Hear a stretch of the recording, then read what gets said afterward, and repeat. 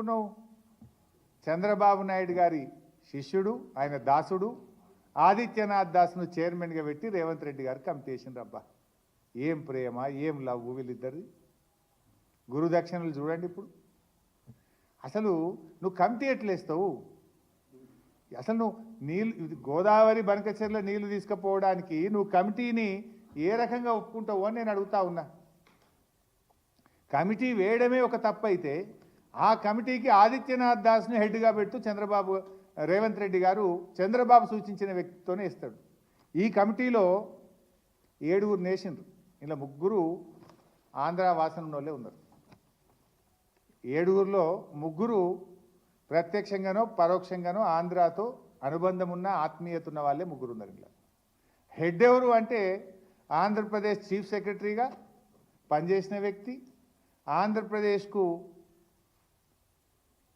జలవనరుల శాఖ కార్యదర్శిగా అత్యధిక కాలం పనిచేసినటువంటి వ్యక్తిని ఆదిత్యనాథ్ దాస్ను ఈరోజు కమిటీకి హెడ్గా పెడుతూ రేవంత్ రెడ్డి గారు కమిటీ వేసిండ్రు. దేనికోసం కమిటీ? ఇది గోదావరి బనకచెర్ల మీద పరిష్కారం కోసం కమిటీ అని చెప్పిండ్రు. ఇన్ఫ్యాక్ట్ మీరు రెండిట్లలో కూడా చూడండి రెఫరెన్స్.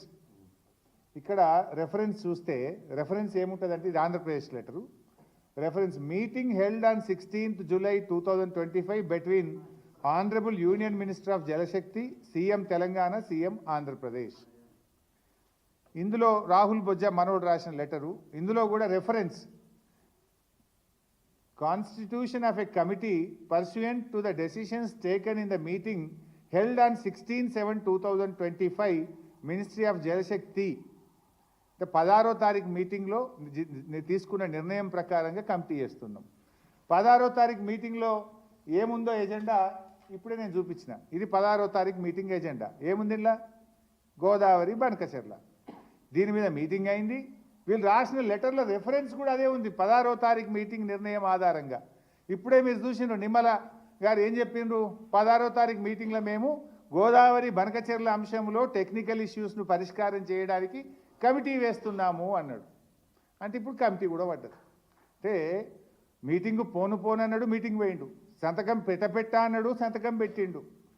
మీటింగ్లో ఎజెండాలో లేదన్నాడు, ఎజెండాలో ఉన్నది. కమిటీ వేయ అన్నాడు, కమిటీ కూడా వేసేసాడు.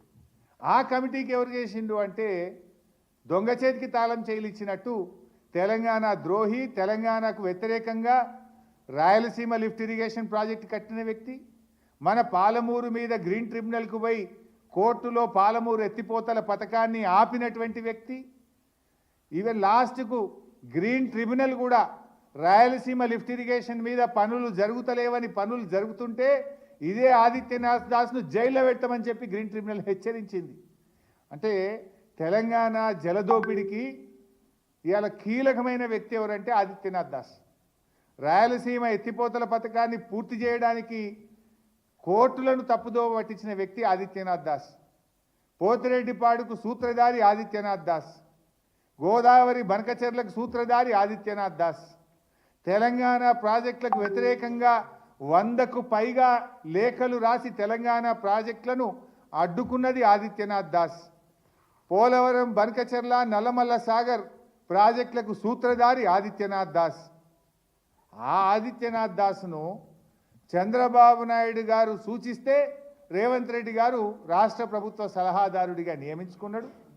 ఇవాళ చంద్రబాబు నాయుడు సూచిస్తే గోదావరి బనకచెర్ల ప్రాజెక్టులో ఆయనను కమిటీ చైర్మన్గా పెట్టి దొంగ చేతికి తాళాలు ఇచ్చిండు రేవంత్ రెడ్డి. ఎంత దుర్మార్గం ఇది! అంటే మీరు గోదావరి బనకచెర్లకు ఇవాళ జెండా ఊపుతూ తెలంగాణ గొంతు నలుపుతున్నారు. మీరు తెలంగాణ ద్రోహి రేవంత్ రెడ్డి, ఆనాడు ఉద్యమ ద్రోహి, ఇవాళ నీళ్ళ ద్రోహి రేవంత్ రెడ్డి అని చెప్పి నేను ఆరోపిస్తూ ఉన్నాను. ఇక తెలంగాణ ఉద్యమంలో నువ్వు జై తెలంగాణ అనలే, రాజీనామా చేయలే, తుపాకీ ఎక్కుపెట్టిన తెలంగాణ ద్రోహి రేవంత్ రెడ్డి ఇవాళ చంద్రబాబు దాసు అయిన ఆదిత్యనాథ్ దాసును రాష్ట్ర ప్రభుత్వ సలహాదారుడిగా పెట్టుకుంటావు. అంతేకాదు ఇవాళ గోదావరి నల్లమల్ల సాగర్ ప్రాజెక్టుకు అతన్ని అడ్వైజర్గా, అతన్ని చైర్మన్గా పెడుతూ కమిటీ చేసి ఇవాళ ఆంధ్రప్రదేశ్కు వత్తాసు బలికే ప్రయత్నం చేస్తున్నావు. Can we expect Adityanath Das తెలంగాణకు మేలు చేస్తాడా? ఆయన ఆంధ్రప్రదేశ్కు 10 ఏళ్ళు జలవనరుల శాఖ కార్యదర్శి, ఆంధ్రప్రదేశ్ చీఫ్